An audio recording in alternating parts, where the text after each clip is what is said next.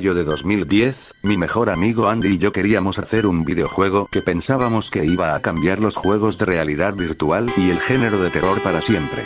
Ambos estábamos fuera de la universidad, yo con un título en programación de computadoras, y él con diseño de arte digital. Ambos éramos ávidos jugadores. Creo que jugamos un poco de todo, carreras, JRPG, no, deportes, lo que sea. Queríamos hacer un juego diferente a todo lo que se pueda encontrar en el extranjero. Se podría decir que es un objetivo ambicioso para un par de aspirantes a jugadores independientes, pero ambos éramos tipos ambiciosos. Andy era un gran admirador del terror y, de hecho, fue el primero en tener la idea. Habíamos oído hablar de los cines de 4 dimensiones que se estaban introduciendo en lugares como Corea y Londres, donde no solo se veía una película, sino que se sentía y se olía. Si la película estaba ambientada en un bosque de pinos, había factores desencadenantes que liberarían el olor a pino al público. Del mismo modo, si los personajes estuvieran parados en la cubierta ventosa de un barco, los fanáticos comenzarían a soplar para imitar las condiciones de la película en el cine. Todo fue para crear una experiencia más realista e interactiva para el espectador y pensamos que sería fantástico intentar implementar eso con un juego 4D. Obviamente, no teníamos la mano de obra para hacer un juego completo nosotros solos. Estábamos muy endeudados debido a la escuela y no habríamos podido permitirnos el hardware de realidad virtual ni en nuestros sueños más locos. Eso, y no teníamos idea de cómo desarrollar la tecnología necesaria para crear la experiencia de juego 4D. A lo largo del verano siguiente, trabajamos en red como locos, presentando nuestras ideas a diferentes desarrolladores, tanto independientes como importantes. Había interés, pero el concepto 4D todavía estaba en desarrollo y nadie estaba seguro de querer invertir tiempo y recursos en él sin la seguridad de que iba a tener éxito. No los aburriré con los detalles de cómo sucedió, pero finalmente logramos un gran avance en septiembre cuando una empresa independiente llamada Systalien se puso en contacto con nosotros después de nuestros intentos de presentarles la idea. Pensaron que tenía potencial y estaban interesados en incorporarnos como escritores y programadores. La propia empresa se quedaría con los derechos del juego, por supuesto, y habría un equipo que tomaría las decisiones finales durante todas las etapas de desarrollo. Todavía era más de lo que podríamos haber esperado. Había un equipo de 150 personas, un tercio de las cuales eran desarrolladores de hardware. El controlador estaba integrado en una silla inclinada y acolchada, con unos auriculares minimalistas que se ajustaban alrededor de los ojos y oídos de los jugadores. El joystick y los botones se podían intercambiar en los brazos para adaptarse si el jugador era diestro o zurdo. Realmente alta tecnología, ¿verdad? Donde realmente se invirtió el dinero fue en los simuladores ambientales y en los sensores y nodos que se conectarían al cuerpo del jugador para monitorear su estado físico. Como dije, el juego estaba destinado a ser un juego de terror. Nos decidimos por la historia de un personaje anónimo que entra en una mansión encantada para deshacerse de los espíritus malignos y es perseguido por un demonio. La trama y el escenario más cliché que puedas imaginar, pero eso era lo que buscábamos. Queríamos algo que pudiera asociarse fácilmente con el miedo. La idea era que el demonio se alimentaba del miedo y te encontraría más fácilmente si tuvieras miedo. Primero, asustaría y volvería loco al personaje y luego lo mataría. Los monitores adjuntos al jugador analizaron los signos físicos de que el jugador tenía miedo, latidos cardíacos rápidos, pupilas dilatadas, respiración agitada, piel húmeda o sudorosa, etc. Y usaron esa información para determinar qué tan agresivamente actuaría el demonio. Podrías considerarlo como un experimento social. Se podía ver lo bien que una persona mantenía la calma bajo presión. Teóricamente, una persona completamente tranquila podría superar todo el juego sin mucho peligro, pero los sustos y el ambiente no te dejarían pasar el primer nivel sin ponerte ansioso. La verdadera diversión comenzó cuando el demonio vino tras de ti. Queríamos mantenerlo sutil, sin sobresaltos. Eso fue engañar al jugador y quitarle la experiencia. Si lo piensas bien, las personas con experiencias paranormales reales nunca informan que un demonio atravesó una ventana de vidrio y se abalanzó sobre tu garganta. Informan de roces contra la piel, susurros en los oídos y un sonido fuerte a lo lejos. Incluso sensaciones de hormigueo o eléctricas. Ese era el tipo de cosas que recreamos. Programamos el sistema para enviar estas señales sensoriales y de audio cuando el jugador alcanzara un cierto nivel de ansiedad. Cuanto más asustado estabas, más sustos recibías. Al comienzo del juego, es posible que escuches una respiración agitada o pasos detrás de ti. Es posible que incluso sientas puntos fríos mientras navegas por la mansión. A medida que progresaste y te volviste más tenso, es posible que sientas un agarre en tu brazo, procedente de un cojín similar a la presión arterial en la silla que se aprieta alrededor del músculo, o un silbido directamente en tu oído junto con la sensación de respirar. Fue elaborado y tomó una eternidad producirlo, pero cuando te engancharon, fue increíble. Tuve el privilegio de ser uno de los que lo probó mientras se producía. Me pusieron en la silla, apagaron todas las luces y jugaron a través de los auriculares, y proyectaron las imágenes que estabas viendo en una pared para que el equipo también las viera. Los gráficos eran realistas y consiguieron que las habitaciones de la mansión estuvieran cuidadas hasta el último detalle. Aproximadamente un año y medio después de que se desarrollaron e implementaron los sensores en el sistema, comenzamos a buscar probadores beta. Comenzamos a anunciar en revistas y foros de mensajes para que la gente entrara a ciegas y jugara, dando sus críticas o informando sobre cualquier problema técnico que experimentaran. La mayoría de los comentarios que recibimos fueron positivos y, después de varias revisiones, podemos decir con seguridad que tuvimos un proyecto exitoso. De particular interés fueron los informes de los probadores beta en los que afirmaron tener la sensación de que alguien estaba en la habitación con ellos o que tenían sensaciones de hormigueo o frío/calor en partes de sus cuerpos donde los nodos no estaban conectados. La sala donde se encontraban la silla y la interfaz se mantuvo despejada, aparte del jugador, con la mayor frecuencia posible. El equipo estaba separado de la sala por un espejo unidireccional. Habríamos podido ver si había alguien en la habitación además del jugador, y en 9 de cada 10 casos en los que se informó esto, no había nadie. El otro 1/10 fue cuando un técnico entraba a revisar la interfaz. Hubo momentos en los que deshabilitábamos y volvíamos a habilitar ciertas simulaciones sensoriales y de audio para probar cuáles daban más estímulos que otras. Durante una partida, el jugador podría tener los puntos fríos y luego, durante la siguiente, se desactivarían. Nunca les dijimos a los jugadores cuáles estaban activados y cuáles no. Los casos más extraños fueron cuando alguien que jugaba por primera vez informaba de una señal cuando estaba claramente deshabilitada. En un caso particular, una mujer de mediana edad informó que le tiraban suavemente del cabello. Puedo decirte ahora mismo, eso no estaba programado en el juego en ese momento. Fue un suceso extraño, pero que fácilmente podría haberse atribuido a la imaginación. En realidad, asumimos que la mayoría de casos como este se debían al poder de sugestión. Simplemente advertimos al resto de los probadores beta que no hablaran sobre lo que pasaron para que las personas que ingresen pudieran tener una experiencia lo más auténtica posible. Como suele ocurrir en estas situaciones, la gente empezó a difundir rumores. Algunos de mis rumores favoritos fueron los que hicieron que el personal de Systelien fueran cultistas que sacrificaban en secreto a los probadores beta al demonio retratado en el juego. No tengo idea de cómo se mantuvo durante tanto tiempo, ya que no hubo absolutamente ningún informe de lesiones dentro o fuera del sitio y todos y cada uno de los evaluadores salieron vivos del edificio. Supongo que Internet y los chismes le hacen cosas extrañas a la gente. Sin embargo, rumores como ese estaban empezando a darle mala reputación a Systelien. Decidimos que era hora de recurrir a los medios de comunicación para derrotar algunos de estos rumores. Antes no habíamos querido tener reporteros por temor a que otras compañías de juegos intentaran copiar nuestros métodos, pero ahora parecía un momento tan bueno como cualquier otro.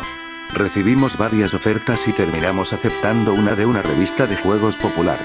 El equipo de reporteros vino y nos entrevistó sobre los juegos y las técnicas 4D utilizadas. Aprovechamos la oportunidad para mostrarles el edificio y desacreditar los rumores sobre sacrificios humanos y animales. En realidad, fue bastante divertido.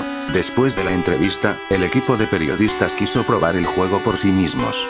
Todos tenían cosas buenas que decir al respecto y cuando se publicó el artículo, comenzaron a llegar donaciones y otras solicitudes de entrevistas. Andy y yo dijimos que deberíamos haber dejado que los medios vinieran antes por todos los beneficios que estábamos obteniendo. Cuanto más buscábamos en los foros de mensajes de Systelien, más comenzamos a notar que surgían hilos sobre personas que afirmaban haber experimentado las cosas en el juego después de haber dejado Systelien y haberse ido a casa. Estaban pasando por los mismos fenómenos sobrenaturales en su vida cotidiana que en el juego. En cada reclamo, dijeron que sentirían como si alguien se estuviera acercando mucho, muy cerca de ellos, mirándoles por encima del hombro y respirando en su nuca. Supongo que esa era una cosa sobre el demonio en el juego que no habíamos mencionado. No tenía sentido de espacio personal. Los informes finalmente involucraron actividad poltergeist tanto menor como violenta. Y la gente pasaría por esto durante días después. Los informes ayudaron a correr la voz aún más, pero no ayudaron a los persistentes rumores de que los probadores estaban siendo poseídos. El hilo más popular donde se archivaban los informes llamaba cariñosamente al demonio que causaba estos incidentes Sistelien Demon o Sistelien Spectre. Me gustó más el Sistelien Spectre. Entonces llegó el día en que un joven, de solo 17 años, lo llamaremos John, afirmó que quería presentar una demanda contra nosotros porque le habían arañado mientras jugaba. Según lo recuerdo, John había estado bien hasta que llegó al sótano de la mansión y luego nos gritó que lo dejáramos salir. La única evidencia de los rasguños fue una serie de fotografías tomadas después de salir del edificio. Los rasguños que se mostraban en las imágenes eran profundos y rojos, claramente no eran algo que hubiera sido hecho por un humano. Tal vez por una máquina, pero una inspección de la silla no reveló que sobresalieran partes afiladas. La demanda finalmente fue retirada ya que no había manera de demostrar que no se había rascado antes de entrar. No es como si hiciéramos un examen de cuerpo completo antes de sentar a nuestros evaluadores en la silla. Fue en este punto que decidimos dejar de traer probadores beta aleatorios y probar el juego nosotros mismos durante las últimas etapas de desarrollo. Fui uno de los primeros en estar atado. Habían agregado tantas cosas al juego y tantas señales más que apenas lo reconocí la primera vez que jugué. Recuerdo haber bajado las escaleras del vestíbulo después de explorar una serie de pasillos oscuros iluminados por viejas lámparas de la época victoriana, sintiendo que me sudaban las palmas de las manos y se me erizaban los pelos de la nuca.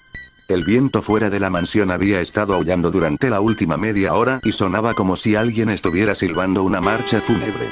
Me detuve en las escaleras para mirar las ventanas, buscando texturas extrañas que necesitaran ser arregladas, cuando sentí un cosquilleo a lo largo de mi columna en la parte superior de mi espalda, como si alguien estuviera presionando su pecho contra mi espalda.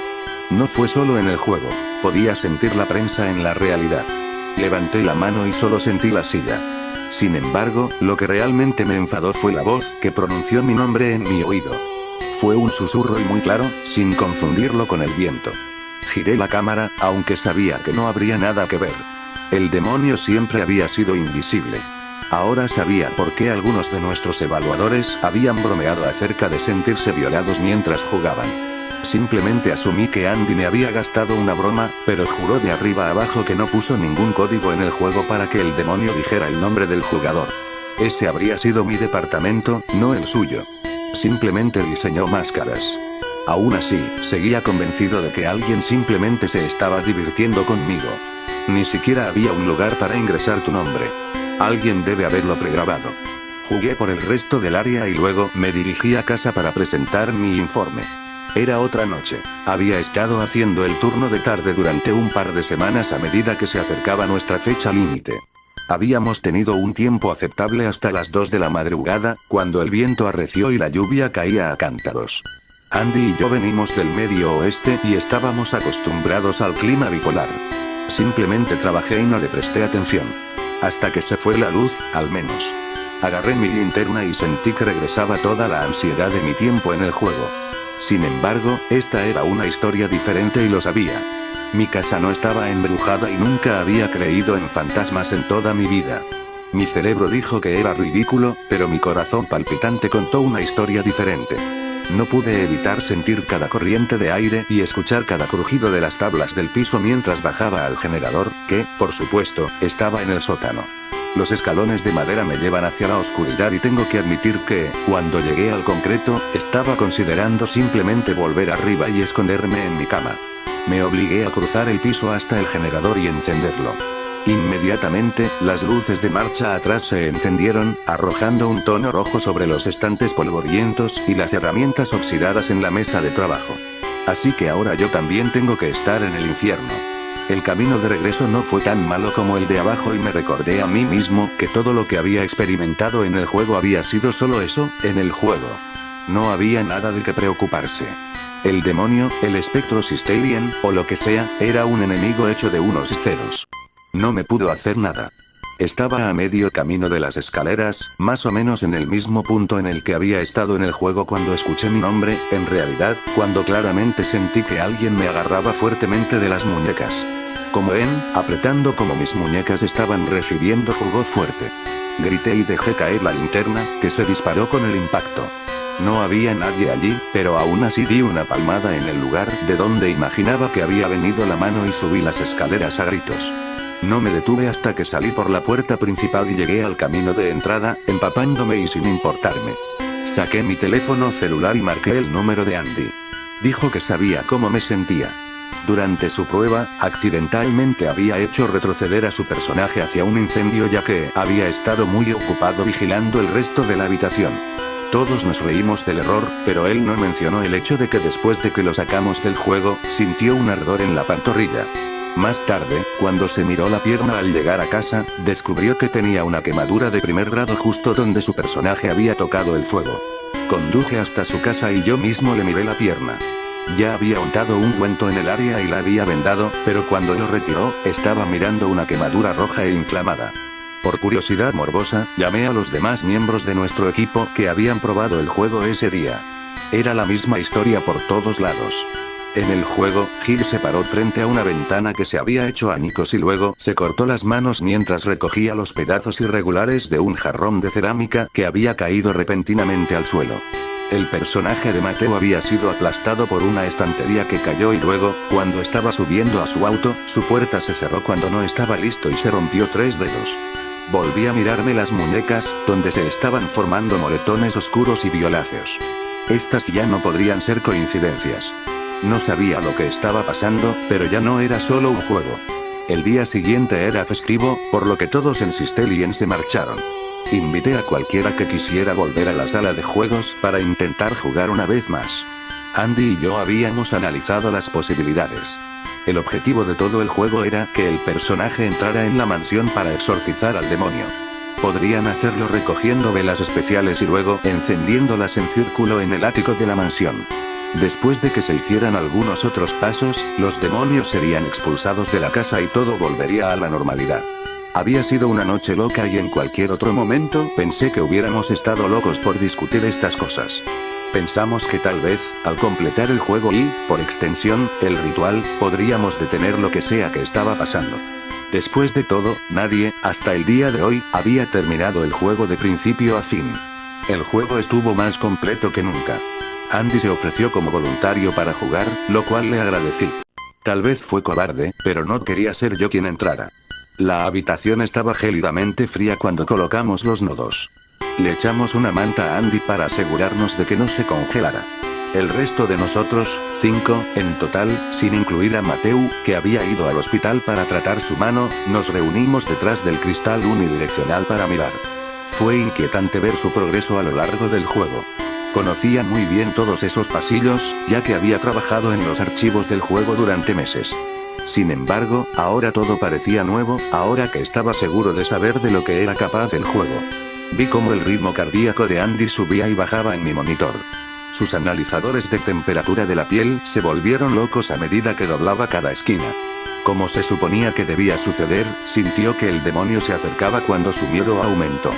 Pero esta vez sus interacciones fueron discretas, casi moderadas. Luché contra mi sospecha de que simplemente estaba esperando su momento. El demonio estaba hecho de unos y ceros. Los números no pueden hacer daño a nadie. Pensé esto incluso mientras me frotaba las muñecas magulladas. Andy tardó 4 horas en llegar hasta el final. Ni siquiera tomó un descanso para ir al baño. Él simplemente quería hacer esto tanto como nosotros. Se deslizó por los pasillos, haciendo todo lo posible por mantener la calma a pesar de los avances del demonio. Recogió las 6 velas necesarias para el ritual y subió al ático. Entonces empezaron a suceder cosas que definitivamente no estaban en la programación. Las pinturas y las plantas en macetas del juego comenzaron a temblar y volar de las paredes, claramente dirigidas a su personaje. En la seguridad de la sala de monitoreo, 2 archivadores se volcaron antes de deslizarse por el suelo y derribar a 2 miembros del personal. Los cables conectados a la pared se desconectaron y esparcieron chispas por la habitación. Agarrando un extintor de incendios, me preparé para extinguir cualquier llama que surgiera. Andy había colocado las velas en el suelo del ático y estaba usando un viejo encendedor para encenderlas. Pudo encender la cuarta vela antes de que de repente se sacudiera en su silla, gritándonos que detuviéramos el juego. Cuando entramos corriendo, vi sus manos agitándose, como si estuviera tratando de arrancar los nodos y sensores pegados a su cuerpo. Quizás eso era parte de eso, pero cuando lo miré más de cerca, me di cuenta de que estaba luchando con algo invisible que lo mantenía presionado sobre la silla. Le habían cortado la camisa y la cara y la sangre goteaba de las heridas. Tenía miedo de romperle el brazo porque estaba tirando con tanta fuerza para sacarlo de la silla. Finalmente, lo liberamos y lo sacamos de la habitación, cerrando la puerta detrás de nosotros.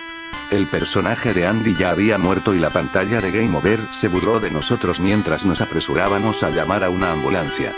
No dormí durante el resto del día y la noche siguiente mientras esperaba en el hospital. Las heridas de Andy fueron peores de lo que pensábamos. Hubo una gran cantidad de hemorragia interna de la que no sabíamos. Los médicos intentaron frenar la pérdida de sangre con transfusiones, pero sus esfuerzos fueron en vano. Andy falleció temprano en la mañana. Una semana después, vi un especial de noticias sobre la muerte y su conexión con el juego Ice Stallion. No podía culpar a quien había hablado. La policía atribuyó la muerte de Andy al mal funcionamiento del sistema, como si eso pudiera explicar los rasguños y el trauma interno. A nuestros supervisores no les importó. Ordenaron que se cerrara el proyecto y se lo agradecí. No quería volver a ver ese juego nunca más. La única manera de volver al edificio Sistelian era demoliendo esa habitación y desmantelando la silla. Aunque, para ser honesto, no me habría sorprendido que cualquiera que intentara desarmarlo también fuera atacado. Dejé la empresa cuando se anunció que el juego sería descontinuado. La gente en los foros expresó de todo, desde decepción hasta alivio. El juego había terminado. Durante semanas, no pude dejar de mirar por encima del hombro. Me alejé del pueblo y de los recuerdos que tenía de Andy. Mis compañeros de trabajo me celebraron una fiesta de despedida, a pesar de que probablemente tenían derecho a culparme de todo. Dijeron que había ayudado a crear un juego que nunca olvidaría nadie que lo jugara. Todo eso estaba muy bien, pero estaba desesperado por olvidar y pasé el resto de mi vida intentando hacerlo. Siempre mantenía dos ojos en las sombras y saltaba ante cada pequeño crujido. Tenía ese pequeño temor de volver a escuchar mi nombre susurrado en mi oído, lo que significaría que todo lo que había creado me había seguido, y nunca quise pensar en esa posibilidad. Lo único que podía hacer era intentar dormir e ignorar los momentos en que sentía una mano invisible y húmeda acariciarme la cara.